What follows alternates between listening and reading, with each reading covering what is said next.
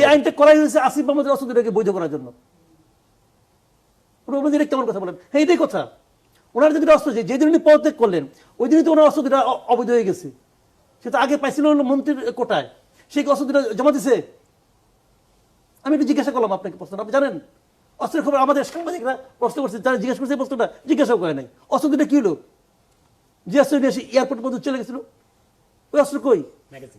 তিনি বলছেন যে পরাজিত শক্তি আরো কঠিনতর পরিকল্পনা নিয়ে হয়তো এগোচ্ছে। সেক্ষেত্রে নির্বাচনের আগে এই যে প্রার্থীদের নিরাপত্তা, যারা রাজনৈতিক কর্মীরা রয়েছেন, জুলাইয়ের সম্মুখ সারির যোদ্ধারা রয়েছেন, তাদের নিরাপত্তা নিশ্চিত করার কি আদৌ কোনো রাস্তা আছে, নাকি যে করেই হোক নির্বাচনের দিকে এগিয়ে গিয়ে তারপরে যদি স্থিতিশীলতা আসে তার জন্য অপেক্ষা করা?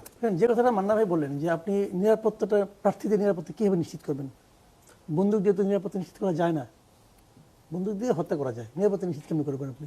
একজন বন্দুক ধরে ওনার পাশাপাশি ঘুরতেছে, কি করবে সে?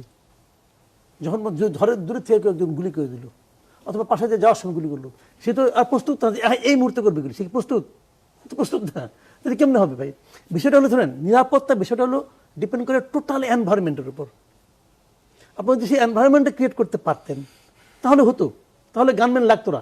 আমাদের এখানে ইলেকশনের আগে হয় নাই, কয়জন প্রার্থী মারা গেছে বলেন তো আপনি এই পর্যন্ত?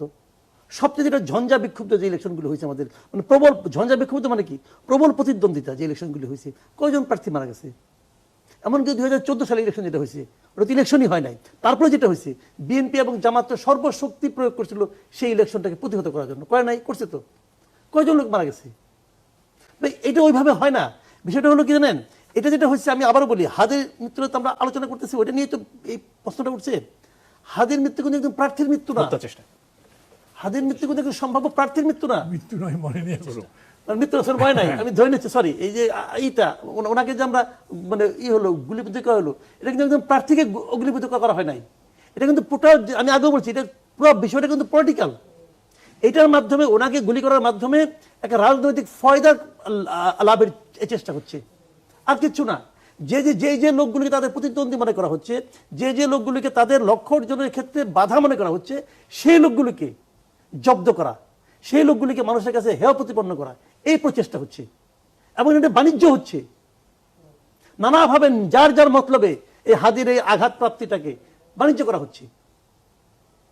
এটা ভাই খুব সহজ জিনিস, সবাই যার যার মতো বলতেছে, যে যেখানে যার জন্য সুবিধা হয় তাকে সেভাবে তাকে ব্যবহার করতেছে এই আঘাত প্রাপ্তিটা। কাজে আপনি মানে প্রার্থীদেরকে দিয়ে আপনি মানে প্রত্যেকে গান বলে দিছে, প্রত্যেকে গান। আমি জানি এটা একটা ছোট কথা বলি, এই প্রার্থীদের মানে ব্যক্তি, আমাদের এখানে এই গভর্নমেন্ট অদ্ভুত গভর্নমেন্ট, একটা ব্যক্তির জন্য অনেক কিছু করে। এই যে প্রার্থীদের অস্ত্র প্রাপ্তির যে একটা অস্ত্রের, এই আইনটা করাই হয়েছে আসিফ মাহমুদের অস্ত্র দুটাকে বৈধ করার জন্য। কেমন কথা বলেন? হ্যাঁ, এটাই কথা। ওনার যদি অস্ত্র যেদিন উনি পদত্যাগ করলেন ওই দিনই তো ওনার অস্ত্র দুটা অবৈধ হয়ে গেছে। সে তো আগে পাইছিল হলো মন্ত্রীর কোটায়, সেই অস্ত্র দুটা জমা দিছে। আমি একটু জিজ্ঞাসা করলাম আপনাকে প্রশ্ন, আপনি জানেন অস্ত্রের খবর? আমাদের সাংবাদিকরা প্রশ্ন করছে, যারা জিজ্ঞাসা করছে প্রশ্নটা জিজ্ঞাসাও করে নাই। অস্ত্র দুটা কি হলো? যে অস্ত্র নিয়ে এসে এয়ারপোর্ট পর্যন্ত চলে গেছিল, ওই অস্ত্র কই? অস্ত্র, অস্ত্রের সংখ্যার মধ্যে কিন্তু সবই অস্ত্র। আইনজীবী আছে, জিজ্ঞেস করেন, অস্ত্রের ডেফিনেশনে পুরোটাই অস্ত্র। উনি তখন তো একটা বেআইনি কাজ করছেন, ওই অস্ত্রটা উনি পিএস কে দিয়েছেন, ওই পিএস অস্ত্রটা হাতে নেওয়ার সঙ্গে সঙ্গে সে অপরাধী, এগুলো সেটা পারে পারে না। তো সে করছে।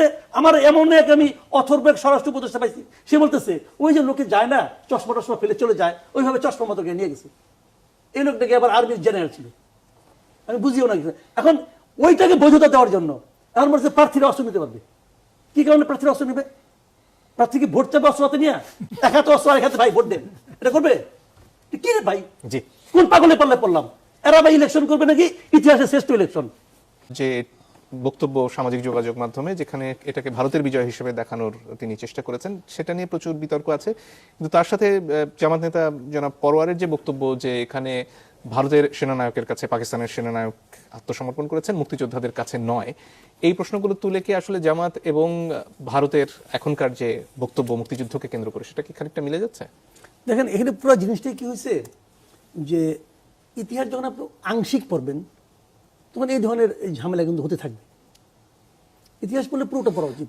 নরেন্দ্র মোদী যেটা লিখেছেন, আপনি ভাবেন তো, হাইপোথেটিক্যালি ভাবেন যে আমরা আরেকটা দেশের স্বাধীনতায় হেল্প করলাম, ধরা যাক 3 তারিখে কিন্তু যুদ্ধ ঘোষণা করছে, 3 তারিখে পাকিস্তান ভারতকে আক্রমণ করছিল। ভাই আমরা তো মানে দিনে দিনে বয়সটা অনেক হয়েছে, তাই না? ওই মুক্তিযুদ্ধের সময় আমি ছোট ছিলাম, বাট জ্ঞান বুদ্ধি ছিল একটু, আমি তো ক্লাস 6-এ পড়তাম। এই যুদ্ধটা আমাদের উপর দিয়ে গেছে, এবং তারপরে তো বইটুয়ে পড়ছি, কখন কে কি বই লিখতেছে সেটাও জানি। মেজর জুয়েলের একটা বই প্রায় দেখায়, ইলিয়াস হোসেন নামে এক ভদ্রলোক আছে, অরক্ষিত স্বাধীনতায় পরাধীনতা কি একটা দেখায়। মেজর জুয়েল দিয়ে আগে আরেকটা বই লিখছে। এই বইটা সে কখন লিখছে? যখন সে জাসদ ত্যাগ করে আরেকটা ইসলামী দল করছিল তখন লিখছে এই বইটা লেখার সময়। বই যখন কেউ পড়ে তার প্রকাশকালটা দেখা উচিত, কোন সময় লিখছে, ওই সময় তার পলিটিক্যাল এটা কি ছিল, চিন্তা ভাবনাগুলো কি ছিল। যাক, ওই প্রসঙ্গে আমি যাই না। 3 তারিখে তো ভারতের সঙ্গে প্রথম পাকিস্তান ভারতের 11টা এয়ারবেজে আক্রমণ করছিল, বেশ কয়েকটা বিমানও ধ্বংস করছিল তারা। তারপরে ভারত এটাকে নিয়ে যুদ্ধ ঘোষণা ডিক্লেয়ার করছে, ওয়ার ডিক্লেয়ার করছিল। সে ওয়ার ডিক্লেয়ার করার পর 3 তারিখে ওয়ার ডিক্লেয়ার করার পর তারপরে কিন্তু যুদ্ধ জড়াই পড়ছে ভারত এবং পাকিস্তান। এখন 16 তারিখে এসে ওরা করলো, আত্মসমর্পণ করলো। একটা মিত্র বাহিনী করছিল, কিন্তু মিত্র বাহিনীর অধিনায়ক কিন্তু ছিল 2 জন, একজন না, কিন্তু আপনি ইতিহাস ঘেটে দেখেন। একজন হলো অরোরা ছিলেন, আরেকজন ছিলেন আমাদের ওসমানী সাহেব ছিলেন। 2 জন কিন্তু যৌথ বাহিনীর 2 জন অধিনায়ক ছিলেন একসঙ্গে। এখন যখন ওরা আত্মসমর্পণ করার জন্য রাজি হয়েছে, আত্মসমর্পণ করছে, যে মুহূর্তে 2 দিন আগে বলছে আত্মসমর্পণ তারা করবে না, যখন করছে তখন কি বলবে, তুমি ওয়েট করো, ওনাকে ডাকি, করলে ভালো হইতো, করলে ভালো হতো, কারণ মিত্র বাহিনী তো। এটা তো 2 দলের ভূমিকা ছিল, ওদের সংখ্যা কিন্তু কম ছিল না, ওদের প্রায় 24-25 সৈন্য ছিল ভারতের, তারা এখানে ঢুকছিল, কিন্তু 1100 লোক তো মারা গেছিল, তাদের সৈন্য 1100 মারা গেছে রে ভাই। তো এখন তারা যখন বলবে তখন তারা তাদের যুদ্ধই বিজয়ী বলবে, বলতেই পারে তাদের বিজয় দিব, তারা যদি জিতছে। ভারতের সঙ্গে তো ইন্ডিয়া খুব বেশি একটা জিতে নেই, কিন্তু যুদ্ধ অনেকবার করছে। এটা নিয়ে ইন্ডিয়া অনেক মুভিও বানাইছে, প্রত্যেক মুভিতে একজন হিরো থাকে, হিরো দিয়ে সব শেষ করে দেয়। বাস্তবে কিন্তু ইন্ডিয়া কিন্তু ভারতের সঙ্গে খুব বেশি একটা যুদ্ধ জিতে নাই, বড় জয়ের মধ্যে 71টাই ওরা জিতছে, কোনো সন্দেহ নাই। বাট আমার ভূখণ্ড তো ওই দিন স্বাধীন হয়েছে নাকি? আমার ভূখণ্ডের স্বাধীনতার ক্ষেত্রে কি ভারতের কোনো ভূমিকা নাই? আছে তো রে ভাই। এখন এটাকে যদি ওরা উদযাপন করে, ওরা কি আমাদের অস্বীকার করছে কিনা সেটা দেখেন আগে। নরেন্দ্র মোদী যেটা লিখছে ওটা হলে আপনি প্রাইম মিনিস্টার, আপনি ওটাই লিখতেন।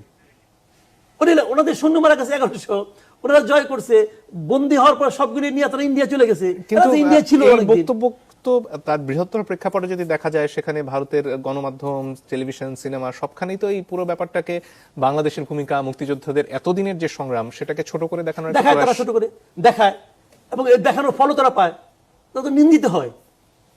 আমি একটা ছোট্ট অন্যদিকে যাই।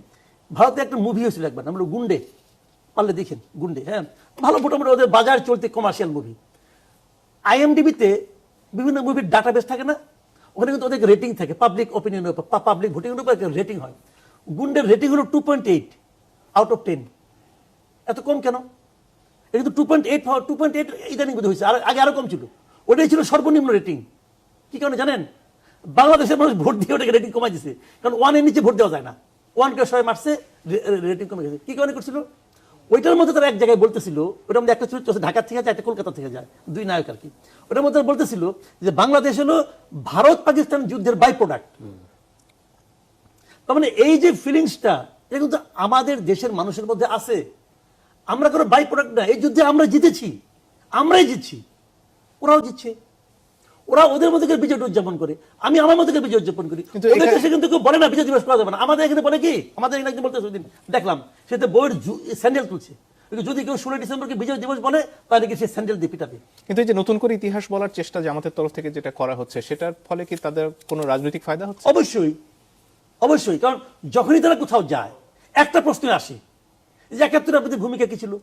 বারবার এটা জবাব দিতে প্রশ্ন চায়, এবং কখনোই তারা সরাসরি কোনো জবাব দেয় না, কখনোই না। আমার সঙ্গে অনেক লিডাররা বসছিল, তারা বলে এটা জবাব তো আমরা বহুবার দিছি। আচ্ছা, বহুবার এত কথা বলা তো কি স্টেট বললেই তো হয়।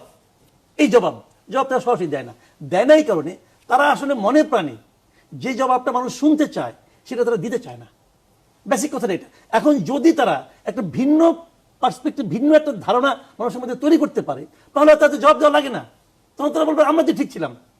এখন আমরাই ঠিক ছিলাম মানে আমরা ভুল ছিলাম এটা বলা তো প্রশ্ন আসে না। এখন আমরা ঠিক ছিলাম এটা তারা বলতে চায়। এই যে বলতে চাওয়াটা, এটি হলো এই কারণ, আর কিছু না। ফুয়াদ সাহেব বলেন, তারপরে আপনার এই যে পারওয়ার সাহেব বলেন, অথবা চট্টগ্রাম বিশ্ববিদ্যালয়ের উপাচার্য বলেন, তারা যা কিছু করতেছে দেখেন সবাই কিন্তু একই কথা বলতেছে। মাঝখানে দেখলাম বরিশাল বিশ্ববিদ্যালয়ে একজন, সেও বলতেছেন, সবারই একই ল্যাঙ্গুয়েজ। 14ই ডিসেম্বরের ল্যাঙ্গুয়েজ হলো এদের মানে ইন্ডিয়ান নাম আসছে বুদ্ধিজীবীদের। এই একটা তারা নতুন একটা তত্ত্ব নিয়ে আসছে।